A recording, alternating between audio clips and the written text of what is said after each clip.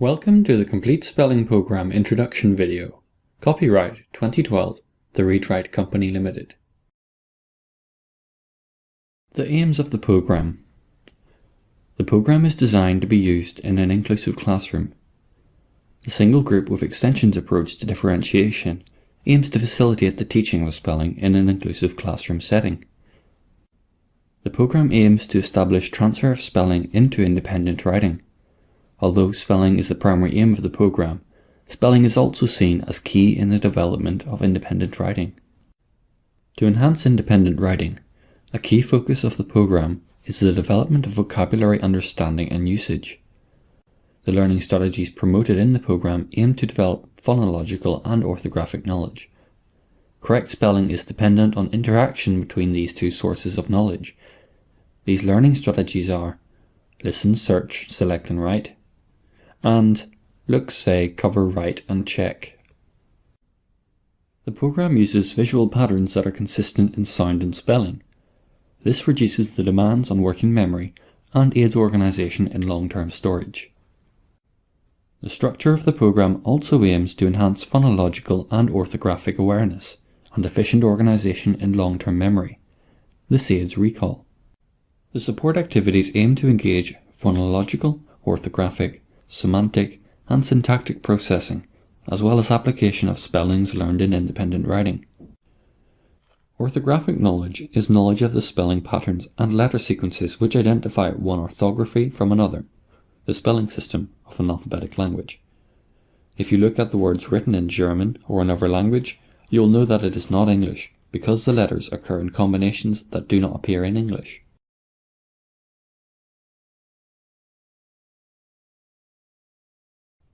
The Complete Spelling Program is a graded spelling course designed for use in the primary school. It incorporates a whole class teaching approach. Spellings are planned for each school year and structured into daily word groups. Rhyme patterns and frequency words are presented 3 days per week, and curriculum word banks are included in the program. There are also weekly dictation sentences in stages 2 to 4 and teaching notes in all stages. Learning is reinforced through support materials that are differentiated for differing abilities. These support materials include a range of activities designed to engage all processes involved in learning to spell and provide opportunities for application of spellings learned in independent writing. See our other videos for guidance on using each stage.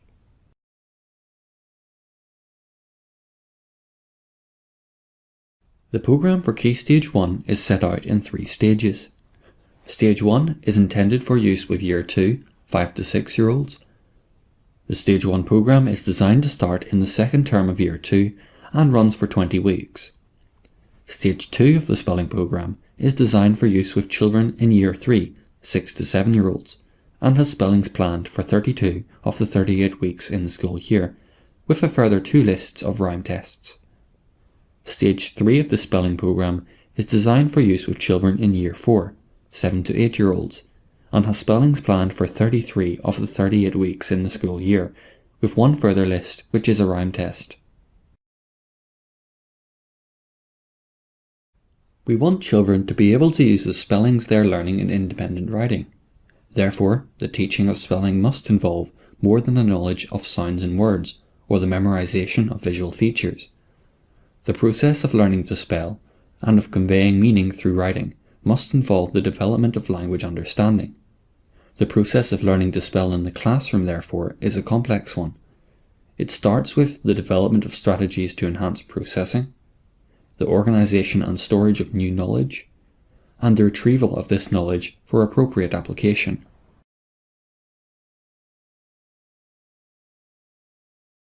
The single group with extension approach to differentiation allows all children to learn together regardless of their ability. All pupils cover the core program with extension words and activities for more able spellers.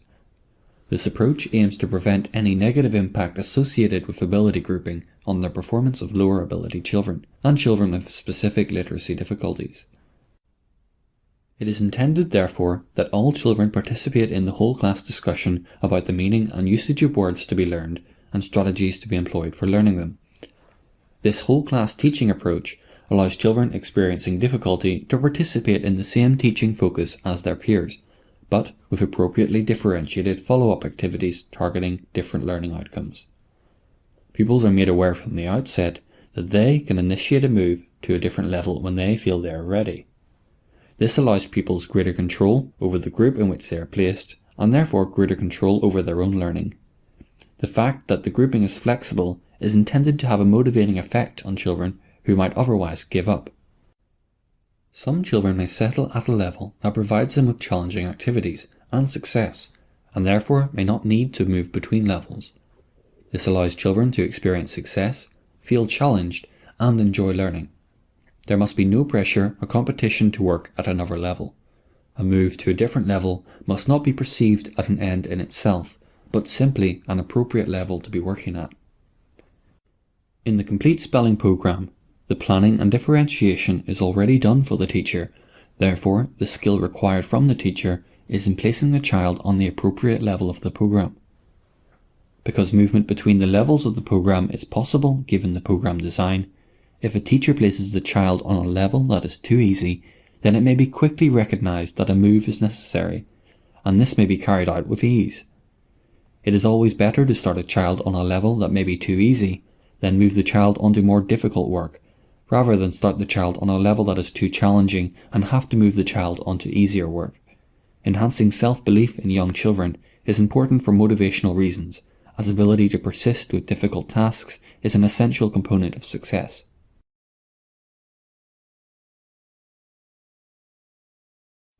Spellings are visual, in the sense that a spelling is a sequence of letters that represents a word in written form. The process of encoding this sequence of letters is best achieved by multisensory strategies. An important feature of the program, therefore, is the development of effective learning strategies to activate phonological and orthographic processing, so that this sequence can be processed into memory. Orthographic knowledge is knowledge of how letters are grouped together to spell words. It refers to the spelling rules of an orthography, allowing us to recognize whether spelling is legitimate. For example, because. The development of these strategies is the main focus of teaching in Stage 1 of the program. There are two main strategies promoted in the program. First of these is a further development of the look, cover, write and check strategy advocated by Peters, 1985, which is intended to enhance visual learning. In this look, cover, write and check strategy, children look at the target word and study it for about 10 to 15 seconds. Then, children cover the word so that it cannot be seen and write the word down from memory. The word is then uncovered and the children check the spelling against their attempt. If it is incorrect, the children repeat the process again.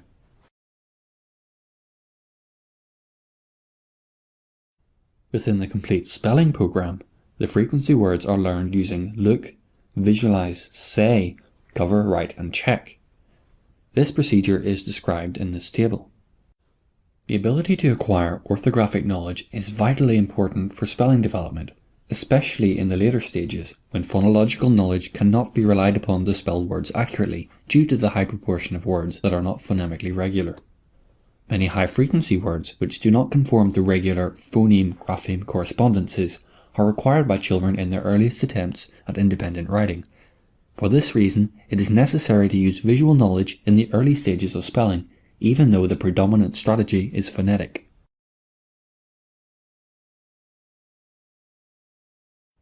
The second strategy employed in the program is listen, search, select and write. This strategy was developed by McMurray, 1996, to facilitate the development of phonological awareness both at the level of onset and rhyme and also at the level of the phoneme. This unique strategy is used as a teaching and learning strategy in the first stage of the program and can be retained in stages 2 and 3 if necessary for any children with extensive difficulties. This allows children to work within their zone of proximal development, yet have a scaffold enabling them to experience success in smaller steps. This scaffold can be removed once knowledge is secure. This approach is not in competition with programs that explicitly teach phoneme-grapheme correspondences, such as more traditional synthetic phonics or analytic phonic programs. Rather, It is an additional strategy that can enable children who fail to acquire phonic knowledge via more traditional approaches to acquire phonological knowledge in the process of their day-to-day spelling activities. For this group of children, the approach is designed to establish sound-symbol relationships, not by teaching sounds in isolation, but by increasing listening skills and visual discrimination. Such a technique allows children not only to identify where they have heard the sound within the word, but also how that sound links with the graphical representation on the page. The developmental sequence of words in the patterns and sequences in stages 2 and 3, together with the listen, search, select and write strategy, is intended to facilitate the development of phonological knowledge at the onset and rhyme level for children who are, as yet, unable to spell because they have insufficient phonological knowledge. This group may include children who fail to be able to access phonological knowledge through explicit phoneme programs because they have auditory perception difficulties and therefore find it difficult to discriminate between phonemes that sound similar. The learning outcome for these children, in this instance, will be that they develop sound-symbol relationships for initial consonant sounds and then rhymes and final consonant sounds. This develops through exposure to the highly structured developmental sequence in the daily lists of rhyme words and through use of the strategy. In summary, the listen, search, select and write technique facilitates the development of phonological awareness by enhancing the ability to perceive units of sound in words and match these to their corresponding graphemes. The first units of sound to be perceived are initial consonants and then, with further experience, rhyme units and final consonants. As the majority of children already have this knowledge to draw on, their learning outcome will be that they can use their phonological knowledge effectively to process and manipulate sound segments of spoken language in order to spell target words. If children can spell the word man, then by changing the sound at the beginning of the word, they can spell ran. This considerably reduces the load on working memory, because each word does not have to be stored as an individual unit, but can be generated by analogous reasoning. The structure of the program. The strategies discussed in the last section are used to help process spellings into memory. This section discusses how the program aims to facilitate the organization and storage of the spellings in long-term memory to enable more effective retrieval. The program structure aims to achieve this by grouping words into visual patterns based on sound similarity in the rhyme, with consonant onsets being changed to generate a new word, thus linking orthographic and phonological memory. This reduces the amount of information required to be stored in the lexicon. Lexical memory is thought to be a mental dictionary of words and word parts. This lexical store is only required to retain one element, in other words, the rhyme. From this, entire lists of words can be generated, as long as sufficient phoneme knowledge is in place in the phonological store to produce the initial sounds required to generate new words. The ability to reason by analogy is therefore dependent upon knowledge of spelling patterns and phonemes interacting. Further links, ensuring that the meaning of words are known, allow semantic memory to interact with spelling patterns and phonemes when recall is required. Frequency words are grouped into semantic and syntactic groupings. This means that orthographic, phonological, and semantic memory can interact in recall. This is important because so many high-frequency words are irregular in phoneme-grapheme mappings and abstract in meaning in a standalone situation. They can be difficult to recall. For example, the. Demands on memory would be considerable if phonics was the only strategy available in recall. There are many words where phoneme-grapheme rules alone cannot produce the correct spelling. It is therefore desirable to support memory by interaction with other processes that can mediate recall, such as semantic and syntactic processing. There are two separate components to the developmental sequence that make up the daily lists in stages 1 to 4. The first are patterns and sequences. The second component is high-frequency words. Young children find it difficult to discriminate the second consonant in initial consonant clusters in words, and consonants preceding the final consonant. Tryman, 1991, 93, and 95 has shown that second consonants and consonants preceding the final consonant in words are frequently omitted in young children's attempts at spelling. For this reason, in stage 1 of the program, the rhyme patterns consist of consonant-vowel-consonant words only. The fact that there are no consonants following immediately after the initial consonant, and no consonants immediately preceding the final consonant, allows for greater success, because there is a phoneme-grapheme transparency. Children who are working at the listen, search, select and write level, the learning outcome is that they will establish a sound-symbol relationship for the initial sound and rhymes, and can also experience greater success, because the sounds map clearly onto the graphemes, and there are no additional consonants that cannot be perceived at an auditory level. Children who have auditory processing difficulties find it difficult to perceive the differences between sounds at an auditory level. For example, p and b. They may struggle with a phonics strategy as a consequence of these difficulties.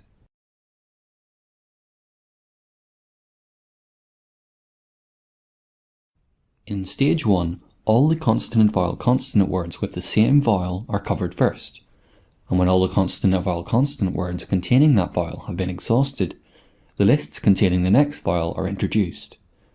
The order for the vowels was decided on the basis of the number of high-frequency words contained within the lists. Vowels are the last phonemes to be perceived. Children perceive the initial consonant sounds first, followed by the rhyme and final consonant sound. It is only after these sounds have been grasped that they are able to discern the short vowel phoneme. The task of splitting vowels away from consonants is among the most difficult of phonemic segmentation skills. Rhymes in consonant-vowel-consonant words allow children to perceive the short vowel when linked to the final consonant. However, because of the considerable difficulty that some children with literacy difficulties have splitting vowel sounds away from consonants, the words in the lists which come in the third term of stage 2 are organised to facilitate isolation of the vowel sound. The lists for the final 8 weeks of stage 2 are not organised in rhyme patterns, but are consonant-vowel-consonant words, with the only difference in the spelling being the vowel sound. For example, bug, beg, bag, bog, and big. This forces the children to focus entirely on the short vowel sound, and this therefore enhances discrimination because the words can only be distinguished by identifying the vowel.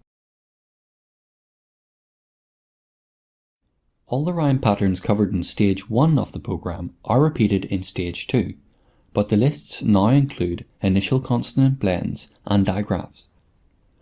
For the more able spellers, the aim is to apply these rhyme words in independent writing, but many of these rhyme words cannot be used in independent writing without adding the verb inflections ed and ing.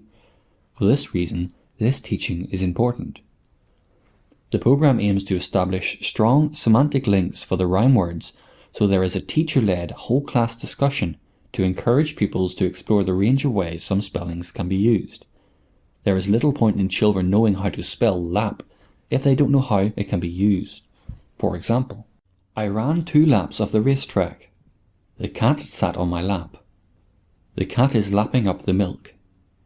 The water lapped against the shore. Spelling involves more than simple recall of a sequence of 3 letters, as in the word lap. This is only the beginning of a classroom process that must facilitate vocabulary development. Understanding of the range of meanings and usage for a 3-letter sequence such as lap is an important outcome of this learning process, and aids the transfer of spellings learned into independent writing. This is incorporated into the program in the support materials for children who are working on the first and second extension levels of the program. The extension activities provide opportunities for these children to learn to double the last letter of regular verbs before adding ed or ing. In stage 3, the program starts with consonant-vowel-consonant-consonant words, where the 2 final consonants are the same. For example, hill, grill, and shrill. This means that at the start of the stage 3 program, children are learning a longer sequence of letters, but they do not, as yet, have to discriminate another consonant phoneme at the end of the word. Then, the program moves on to words ending in final consonants. For example, nd, ng, nt, nk, and ck. And following this, double vowel sounds, for example, ee and oo. One sound, but the same 2 letters, for example, cool, pool, stool, school.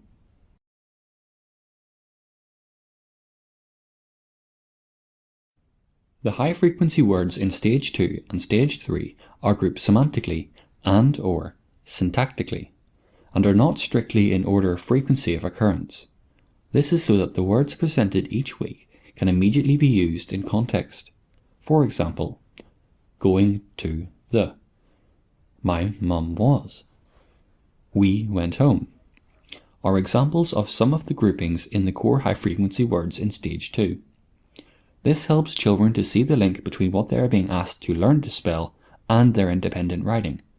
This immediate application allows for overlearning through practice in real context. The comprehensive design and structure of this program, including the developmental sequence, aims to ensure that any child working at the core level of the program only does not miss the opportunity to learn frequency words or activities included in the extension levels in previous years. This is achieved by building in these extension words and activities into the next stage of the program within the core lists and activities. This careful planning guarantees that the less able spellers cover the same core program as the more able spellers. The extensive curriculum planning that has gone into this sequence reduces the amount of curriculum planning required by the teacher. Confusion can arise for beginning spellers when morphemes are not regular in the sound produced. For example, the verb inflection ed, as in slipped, landed, danced. However, these particular morphemes, ing and ed, are vital for independent writing. Therefore, they have been introduced in the program in Stage 2 for the extension levels. If children understand the rule that the past tense of regular verbs is made by adding ed, then this helps overcome spelling difficulties which occur when words are spelled as they sound. For example, landed, slipped, and danced. This intentional teaching may only have an impact if they have sufficient prior experience at an implicit level, in other words, a level of knowledge on which to draw that ensures the rule makes sense and is therefore understood. The support materials are an important aspect of the program because they allow children to engage in activities related to the spellings they have been learning. They provide opportunities for pupils to employ the strategies that they have been developing and apply spellings in the construction of sentences to convey meaning. See our videos for each stage. The emphasis of this program is on the teaching of spelling to the whole class. The single group with extensions approach to differentiation allows all children to learn together regardless of their ability. The teaching is to the whole class, but the focus is on different learning outcomes. The program has cut-off points for different levels of ability, but ensures all children cover the core program together. Rhyme patterns are taught alongside frequency words, focusing on two different methods for learning. Thank you for watching our introduction video. Please click on our other videos which cover individual stages of the program.